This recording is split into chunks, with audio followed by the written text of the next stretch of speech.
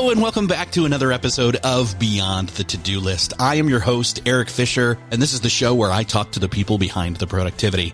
This week, I'm excited to share with you a conversation I had with Gaia Bernstein. She's the author of the brand new book, Unwired, Gaining Control Over Addictive Technologies, and she's uniquely positioned to write this book because she wears many hats. She's a law professor. She's the co-director of both the Institute for Privacy Protection and the Gibbons Institute for Law, Science, and Technology at Seton Hall University School of Law. She's an advocate, a researcher. She's exploring the intricate intersections of law, technology, health, and privacy. And as a mother of children growing up in a digital age, she understands the impact of technology on our daily lives. Not only that, but holding academic degrees in both law and psychology, she's got this multidisciplinary approach that she brings to her research, intertwining psychology, sociology, science, and technology studies with law to offer a very valuable insight into, as you know, this ever-evolving digital landscape. So if you're a parent and you're thinking about this stuff and how it affects your kids and yourself for that matter, I think you're going to enjoy this conversation with Gaia Bernstein. Well, this week, it is my privilege to welcome to the show Gaia Bernstein. Gaia, welcome to Beyond the To-Do List. Thank you for having me. I am thrilled about your book. It is amazing. And it's a topic we've touched on periodically throughout the years on the show in terms of technology and screen time, but much more than that. The book's called Unwired, Gaining Control Over Addictive Technologies. And we all know that's what they are, but we kind of justify or use them to the point where we, feel like we've gotten more out of it than maybe we really have. But I'm curious, you obviously have a background in research and awareness of this. What was the path that brought you to, okay, I've got to talk about this and I've got to write a book about it? So I think I noticed it quite early. It was, I think, around 2015. I guess we all have moments where we realize something. So for me, it was one day I was walking out of a yoga class in New York City and I was going to get coffee and there were lots of people standing in line in front of me. And I guess usually I would have taken out my phone. For some reason I didn't. Maybe it was the influence of the yoga. So I looked around and I realized that nobody was looking back. Everybody was looking down and it was so strange. And I think at that moment, I started noticing much more of what was happening around me and how I was doing it myself. And I realized, I would try to work and I would get nothing done. And when I tried to figure out what happened for the last 2 or 3 hours, I realized I was just, texting and I was answering emails and I was looking at blogs, which were hot at that time. And I was not really controlling what was going on. And I have 3 kids and I was seeing how things were changing around them as well. How we would go to visit friends and the parents had trouble getting the kids off the iPad so they would play with our kids and the yelling and then kids who are older behaving like toddlers. And it suddenly struck me that something is very, very different. Anybody who's been a parent has experienced this for sure. Being my generation, kind of a zennial in between millennials and Gen X. I'm not sure where you fall, but I know that I fall in that. We grew up without it, but then it came in technology, screens and all of the different things that are wrapped up in it, the internet, smartphones, etc., came in about this time of just past college, somewhere in there, and then really accelerated quickly to the point where we could kind of speak and talk in both worlds. But we noticed that the older generation and then the younger generation were very much caught up and addicted by it as well. Right. And I think that this is quite incredible. I mean, my mother, she's in her 80s and she's texting all the time. I think, though, that they did affect all of us.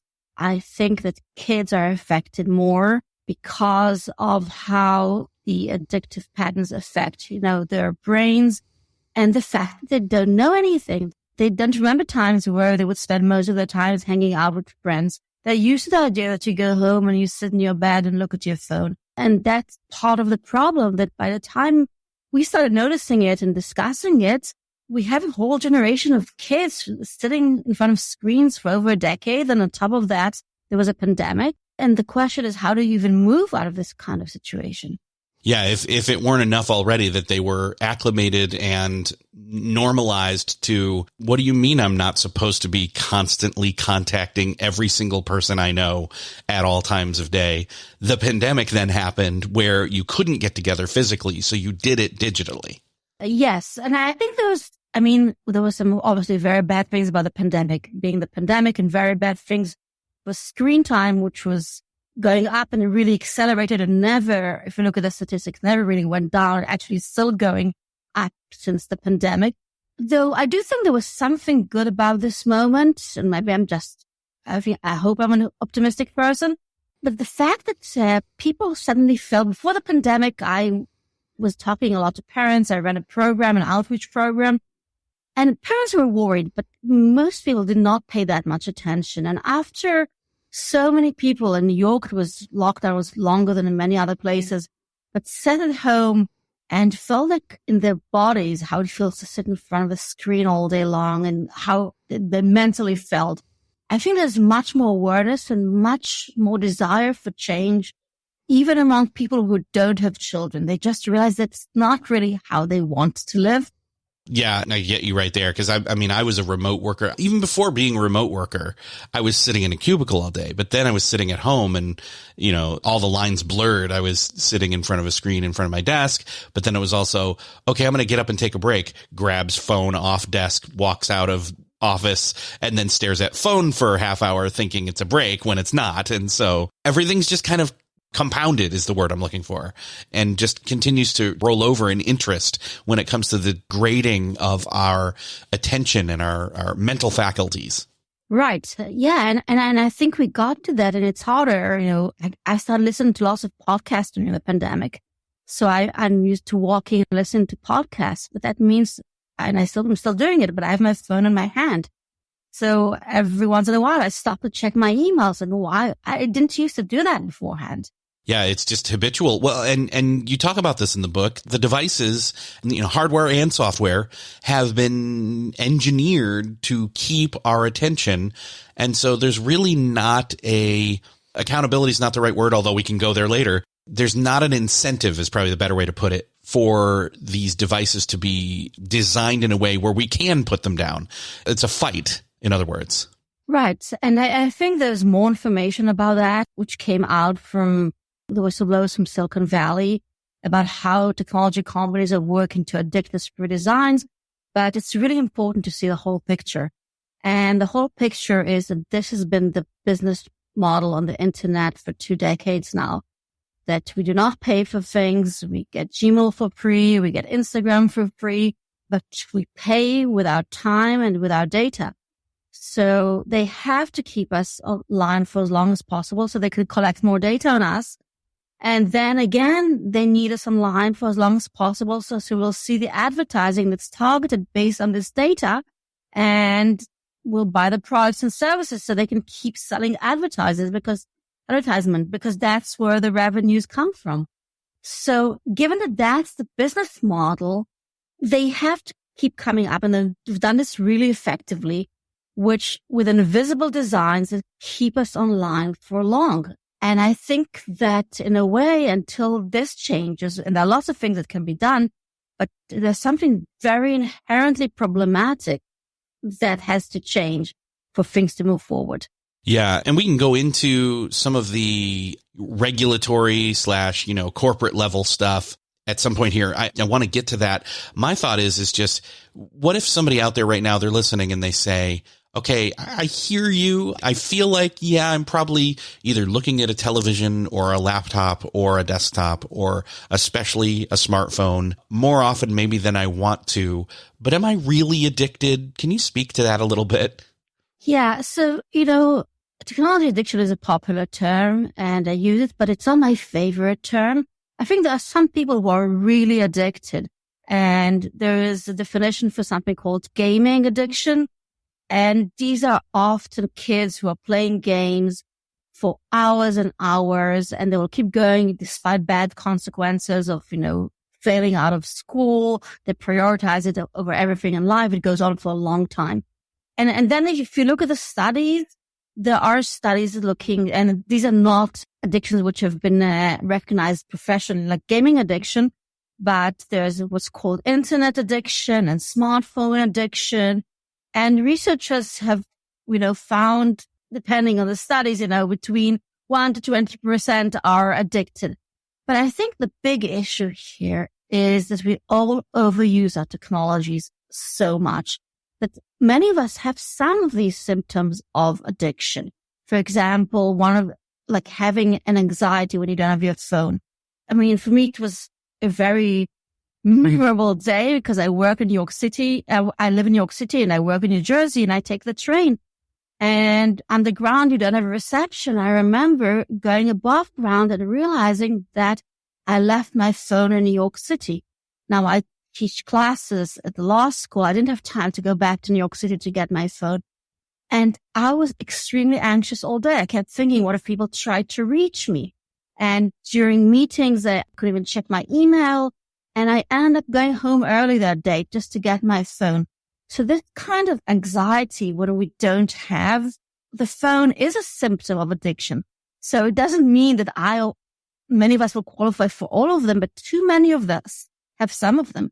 Yeah, that phantom limb of the phone is not on me anymore. It's like, oh no, where are my keys? Where's my wallet? I mean, that's become the trifecta now, right? It's been your keys, your wallet or your purse, and your phone. Right. And it's not just about, FOMO, fear of missing out. What if people are trying to contact me? It's more over, well, I don't have a way to get a hold of other people. What if there's something happening out there that I don't know about? Or, we've just become, I think it's not just the device and the technology. We've gotten almost to this point of habitualizing the mentality that we want the information hit often.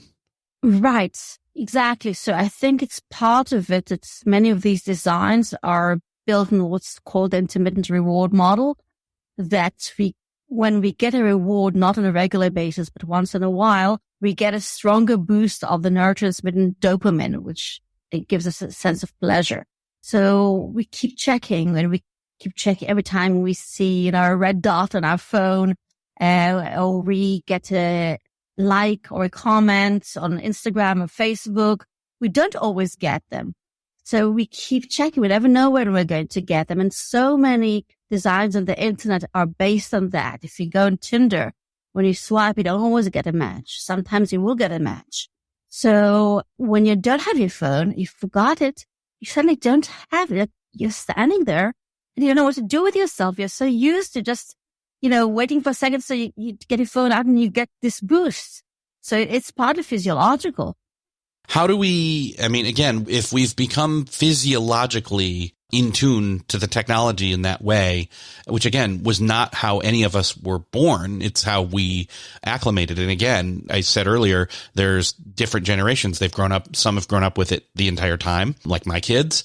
I myself did not, but then it got entered into at a certain kind of formative age. And even people older than me, a generation older than me, though, have become habitualized to it. How would you suggest, again, there's different methods that have been introduced, obviously, in terms of, well, here's how you can make healthier choices with your technology and your screen time, et cetera. But in the book, you talk about that being maybe not the right way to go. Those may not be as helpful as we think they are. Right. So I think that is one of the most important messages that I have in the book, because I really started as a believer that once people realize a problem, they can use self-help measures to fix the problems. And as I mentioned, I ran an outreach program in 6 schools in New York and New Jersey. My law students taught kids when they got their first cell phones, and I spoke to parents. It was 2017, so pretty early on. And when I started speaking, people were less aware of the issue. And I really thought it's just an issue of understanding. And then I would come up with a slide with all these self-help measures. Don't have your phone on the dinner table, take it away from the kids before they go to bed, use apps to limit the time. But I realized about a year later that things were not changing. And I just witnessed these battles, how parents blamed themselves, They blame the children. My kid is an addict. Something is wrong with my family. And we blame ourselves every time when we decide we're not going to waste time, and we end up doing it. And I think the important thing is to move away, because the tech companies want us to blame ourselves. They are using this old tactic that other industries have used before of having the consumer, when they have a harmful product, which is affecting the consumer, but they're arguing that the consumer is choosing to use it. The consumer is is responsible for any results. And with technology, we're not even called consumers, we're called users. I've never heard of another industry that calls the consumers users. So I think they've gone further, other industries before them, because other industries like the tobacco industries, they blamed smokers for smoking. So when the smokers sued, they argued, well, you chose to smoke, you're responsible for lung cancer and any other ailment and eventual death. And they actually won these cases for years. The technology companies are not, some are saying that, but what they're mainly doing is they're giving us these tools, like these digital well-being tools. So we can see how much time we spent on our phone. We can even limit how much time we spend on an app. You can get notifications telling yourself or your kids how much time you've spent on Instagram. Maybe you want to get off. But you get parental control, which never ever works. And the thing is, all of these measures are there to give us the feeling that we can do this, but they don't really target the addictive features.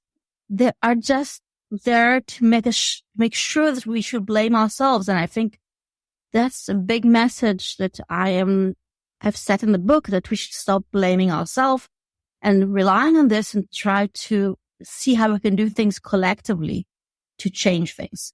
Yeah, the screen time or those self-help measures seem to me like, if we were going to take that analogy, it's almost like, well, here on the back of your pack of cigarettes, there's a checklist for where you can mark how many you had each day, and you can kind of track and maybe make healthier choices. But I mean, come on, that's literally using the tool with the problem at the same time. It's like, well, I'm going to go into my phone and check my screen time and see how it measures. Well, I'm literally using the tool to check the thing, right? It's kind of ridiculous. Right. And some of these inventions were even more ridiculous. Like Google invented this envelope in which you could put your phone, and I think you could call, maybe you could check the time, but not anything else. So like putting a cigarette pack inside an envelope and saying for how long you're going to resist it. Yeah. Explain a little bit more about like, how have these limiting screen time software and measures for users, man, it's huge that we use the word users for it, but can you talk a little bit more about the digital well-being tools and how they've basically failed to limit that screen time, and they're not really working? Okay. So I think it's important to understand like what are the really addictive features and how they don't touch them. First of all, I talked about the intermittent reward model. So the fact that we get these notifications, they're always on, we can turn them off. The default options is to be notified all the time. And the games, there's something called loot boxes, which kids love because they're like surprise boxes where you can get more powers, more points, but you never know when you're going to get it. So you keep playing. There's something which everybody's noticed, I'm sure, called the infinite scroll. So they've taken away our stopping signs. So when you go through Twitter, you go through Instagram, Facebook, there's never an end to the page. No stopping sign. On YouTube, on Netflix, there's always another video coming. Again, no stopping signs. They don't touch this, and they don't make the limiting time a default measure. And they make their phones as shiny and as attractive as possible. So they tell you how much time you've spent, but it doesn't make a difference. There's lots of studies showing how people tried and they failed, and of course they blamed themselves. So if they had really, really wanted to change things, they would eliminate these very, very addictive features. But the goal is not to do that. The goal is just to make us feel like we have an ability to control ourselves. If we're not doing it, then we're failing, not them. Are there any other stealth-like designs inside of from the tech companies, I should say, where they've designed it that way? I know you've hit on a couple here, but is there any other way that, like, because I want to drive this home. I want people to realize that their issues with their screen time, as aware of it as they may or may not be, some of the decision is kind of being pulled from them or being forced on them. In other words, what other ways is the design of the tech being used against us? So I'll give an example. So there's some features which are only there to make sure we go back to the platform. I think the most vital one is snap streaks. Kids tend to use it more, but the idea there is a kid has to send a streak to a friend and they get one back within 24 hours and they start a snap streak. And then there's a chart showing how many days you've been going on, like 123 days, 144 days, and you get special badges. And then you have all your friends. It's like a popularity chart. If you miss a day, you lose everything. You lose all your friends. Now, it doesn't mean that you have to write anything of content there or even put a photograph. The only thing it does is make sure that you go back to Snapchat to see the ads. What parents don't understand, they take a kid's phone, kid will do anything to make sure somebody will send this streak for them because they lose so much. So they're using several things here. They're using the fear of missing out as a huge thing.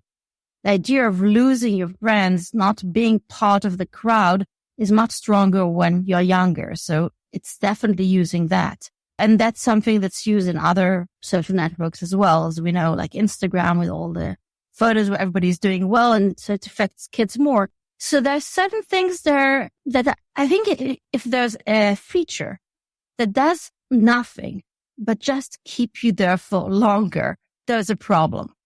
It becomes more complicated when you have features like and comments, which deliver some content, but they operate in such a strong intermittent reward model. That's why it gets complicated. So that's why I think I'm saying there's some addictive features that really need to go. But as long as the business model with incentive to keep us there for as long as possible, they will always come up with new things. So I can sit here and describe the ones we have today, and we've had them for a long time. But if they were outlawed by themselves and things did not change in a way that was much more comprehensive, then there'll be new ones. And I know that there's another example that you have, like with the social network of Be Real, that falls under this as well. So Be Real is an interesting, it's an interesting thing because I think it's not as successful as people expected it to be. So there are two things. One, on the one hand, they send you a message once a day and you don't know when it's going to be. So you're always waiting for the moment to take a photo. They can't. So that's in the intermittent reward thing. They're still using it. On the other hand, it's just once a day. And it seems like kids they're not using it by itself. It's not addictive enough to have replaced the other social networks. Yeah, I was talking about this. I don't use it. I've tried it. Didn't really take, but I couldn't help but think of it's like you've got that one, every day there's going to be that one phone call and you just have to be in on-call mode all day, every day. And just that even slight agitation of, I'm going to get a call at some point and I've got to be ready for it, just doesn't feel healthy to me personally. Right. So they try to sort of walk a balance between being addictive but not too addictive. And I think has not landed anywhere yet. So I think we'll see what happens with this, if they'll change things. I know that there's also the tendency of the media to focus in on, new apps or new technology, new solutions, but they don't tend to make a dent or make any difference at all. Can you speak to that a little bit? So, sometimes new solutions are not real solutions because they're not really less addictive. But another problem is when you're dealing with these social networks, you need a critical mass. I mean, a social network is useless to you unless you have enough friends. That's why I can do very little with Be Real. I know very few people there. So even as I was researching it, I didn't have that. I had to convince people to go and Be Real so I could connect with them and see what was going on. So that's a problem for things to, I guess, for new business model to get new users. And then there are things which are just masquerading as good things while they're not, when they're all, as I said, all these supposedly digital well-being tools and are not really making a difference. I know that in the book you say, and I'll quote you here, that it's actually the remnants of choice that are so misleading and reinforce the illusion of control. Can you explain what you mean by that? Yeah. So the thing is, when you have something important to do, like I'm a professor, let's say I have to prepare a class for the next day, prepare a conference paper, I can control my wandering on the internet and just, focus on what I need to do, which gives me the sense that actually I do have a choice. And if I don't do this all the time, something is wrong with me. So the fact that sometimes we can make the choice makes it even more confusing. So in other words, if we feel like we have the choice or enough of the choice, enough of the time, it feels like we have control. So then the problem is us, not the technology. Is that kind of what we're saying here? That is a big part of it. And I think another part of it is that we feel like we chose. I mean, I chose to join Facebook. I chose to start, texting on the go and answering emails on the go. And so we feel like we made these choices, but we made choices which we didn't think will mean so much in our lives. We didn't realize we'll end up spending so many hours of our lives on our phone. But if we think back, we think it's us. Yeah. Well, and it's not even just us, because again, some of us are parents and we're making choices around this technology on behalf of our kids. And that's also not necessary. I mean, they're growing up in this. It's almost like they're the boiling of the frog, right? They're sitting in the hot water and it just keeps getting turned up hotter and hotter. I think many of our kids are already They're already boiled into the boiling water, actually. Yes. Yeah, that's kind of what I'm getting at here. And so I guess what I'm curious of is, it's like they're born smokers, to use the analogy that we were talking about earlier, and the personal responsibility argument that's been made. Other than being collective and communal and corporate about it as air quotes users, and we band together and start doing things, obviously on an individual basis, we'd love to have more control and make changes personally, but that's an uphill battle individually. But even collectively, there's, accountability, but like there's multiple layers and levels here from an individual level and from our kids to ourselves on up through to corporate. What are you prescribing is kind of like, what's our way out here? Where do we get some hope in this situation, I guess is what I'm ultimately saying. So the hope, I think, first of all, there's a lot of awareness now. This was not the case when I started speaking to Paris in 2017. There's been a lot of publicity, the whistleblowers like Frances Hogan, who reported on how Facebook owns Instagram, knew that it was addicting the kids and kept going and knew they were harming them. So the information is out that people are aware of the issue, especially after the pandemic. Also, there is a lot of action going on. And one of the things, there's not, one organized movement. So it's hard for people to see the big picture. And that was one of my goals, to show that there's already a movement taking place. It's taking place in many countries. It's taking place through class actions of parents against game manufacturers, against social networks for addicting kids. It's taking place through bills, which are becoming laws in some states to regulate social networks, lots of activity in Congress. There are a lot of legal things going on, but of course, most people are not lawyers, so they think, what can we do? So I think when I talk about collective, yes, I think, of course, you want to set certain norms in your home, because if we don't do that, by the time things change legally, it will be very difficult to change what happens in your family. So you do want, for example, not to have phones at dinner, or if you cannot take the kids out to dinner with an iPad. But I think collectively means, what can I do, first of all, in my kids' school? So schools are a very important space to think about, because the current policies, the more technology, the better. And before the pandemic, teachers didn't like technology so much, but they learned for the pandemic how to use it. And now Minecraft, they're teaching in Minecraft and Roblox, they're posting on TikTok. And if kids are sitting in front of screens at schools, it's not just the screen hours at school, it's also they come home, they're doing homework on screen. They can do whatever they want. These parental controls don't really work to differentiate between homework and games. And if Minecraft is schoolwork, how can you tell your kid to get off it? So I think parents have lots of influence in districts and individual schools to change things and to make sure there's a limited screen time.